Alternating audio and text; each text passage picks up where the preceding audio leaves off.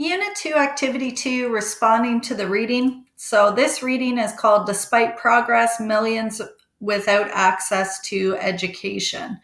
So let's have a look at some of the information before we start looking at the assignment. So the following text combines a graphic text, so essentially like a picture, and a nonfiction text, so something that's real life. When you're reading the written part of the text, determine what proofs the author's using, and that refers back to this, and I will put a link here as well. So graphics are what? So graphics like bar charts are used with written text because they can help clarify the meaning of the writing. They also condense a large amount of information into a small space. Charts can be tricky to read though because we're used to reading from left to right and top to bottom. Charts don't always work that way. When you're reading the chart, orientate yourself to the chart by looking for the way the information is labeled. What information do you get when you read from left to right? What information do you get when you read from the bottom of the chart to the top? And then finally, think about how the chart and the writing support each other when it comes to communicating the author's main idea. Before reading, think about what you've already learned about access to education. Actually, I took that activity out, so we're going to get rid of that. Okay, so let's look at this article. So despite progress, millions without access to education. We got the author up here. This was January 30th, 2015. We could see that it's actually a fairly short little blurb here. And then there's the graphic organizer, and then there's the part that you guys are going to do your reading response. So your reading response for this one looks a little bit different than you've done before. You have all of these questions to answer. Okay, so let's scroll back up and let's just look at this chart together. So what do we see? Down at the bottom, we see Sub-Saharan Africa, we see South Asia, the rest of the world, another Sub-Saharan Africa, South Asia, rest of the world. Okay, I see the year 2000, 2012, 2000, 2012, 2000, 2012. So basically, we're having a look at a 12-year period. And then let's have a look at some of the other things on this this table. So the title is Despite Progress, Millions Without Access to Education. So it's the same title as the article. And then down below it says the number of out-of-school children worldwide by age group, region, and gender in the millions. So when this talks about 20, it's talking about 20 million. When it's talking 23.7, it's talking about 23.7 million. So here are primary school age children. So primary school usually includes kindergarten to grade 8 and then lower secondary school age. So maybe grade 9, 10, I would be my guess.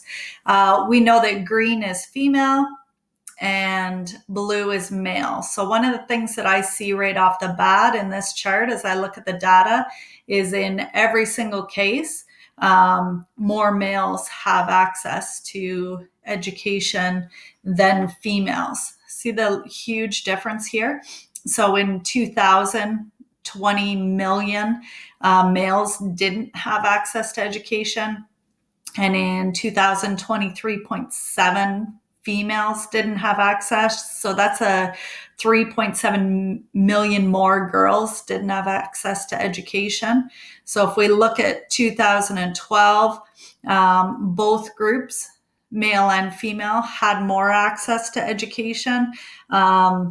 But we see the females still had quite a bit of difference from the males. If you look in South Asia, what are you seeing with the males? So this is interesting to me. So if you look at just this data in South Asia, so originally males, it was 11.1 and females was 20, almost 10 million more females didn't have access to education. But look at that gap difference as it changed over a 12-year period.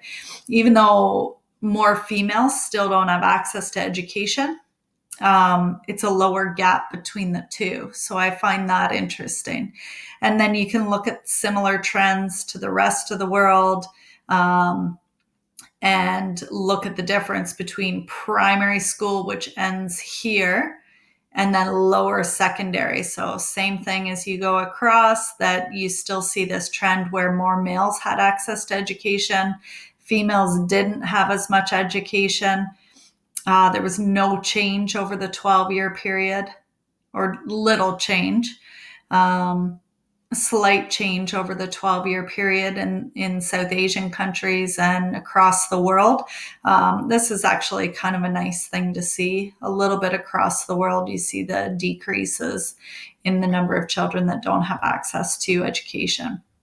So the other thing that you need to look at with this article is this part up here. So despite significant progress that has been made over the past decade, millions of children around the world are still without access to proper education. In 2012, more than 120 million children of primary age or lower secondary age were not enrolled in school, according to this report that was published. The problem is most severe in sub-Saharan Africa, and you could see that here. Where's the problem the most severe? That actually changed here, which is interesting. Where more than 50 million children don't go to school. Providing children in less developed regions with access to basic education should be a top priority for the international community, as education is almost universally regarded as the most reliable pathway out of poverty. So basically, this author is saying it's a big deal that so many people in the world don't have access to school, and that they would be at such a large number. Because why? It's the best way to get out of poverty, is to be educated. So let's scroll down and have a little bit more of a look at the questions. So what do the colors on the chart, what do the different colors on the chart represent? So what does the blue represent? What does the green represent? Remember, you are responding in full sentences. What two age groups are represented on the chart? So what two age groups? You're going to go and look at the chart, see what you can find, write in full sentences. So when you're writing your sentences, make sure to restate. So the different colors on the chart represent this and this. The two age groups represented on the chart are this and this. How are the different regions, places in the world grouped together? So how are things grouped? You're going to write that down. There are only statistics for 2 years shown on this chart. What do you think the author is trying to show by including information from these 2 different years? So first, what 2 years did they show? They showed 2000 and 2012. Why would they want to show a fairly large gap? What would the author be wanting people to see in terms of access to education over that time period? Okay, which region showed the least amount of growth in children attending lower level secondary school? So make sure you go to the lower level secondary school. I'm going to highlight that actually. And the least amount of growth. So in order to see the least amount of growth, the numbers have to still be pretty close together after 2000 and 2012. So you're going to write a full sentence about that. For the bar labeled the rest of the world for 2012, you'll see the numbers are 7.2 and 7.4. What do those numbers represent? Who do you think? So let's go up to that. Rest of the world, 2012. Rest of the world, 2012, so 7.2, 7.4. What do these numbers represent? So be specific. Part of the answer is in it, but you need to write that down. Okay. What do you think is the intended audience for this text? Who is the author writing this for? And how do you know? So you may want to go back up here You may want to read a little bit through here. But why does this author care about what's happening in terms of children being educated? Who is he trying to talk to? Why is he showing this information to somebody?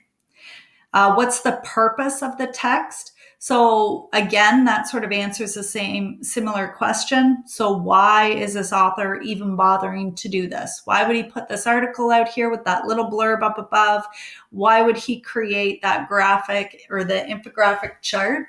What would be the point? Why do we care? So that's the purpose. What connections were you able to make between the article you read in the previous activity and this one? So I'm going to get rid of that question.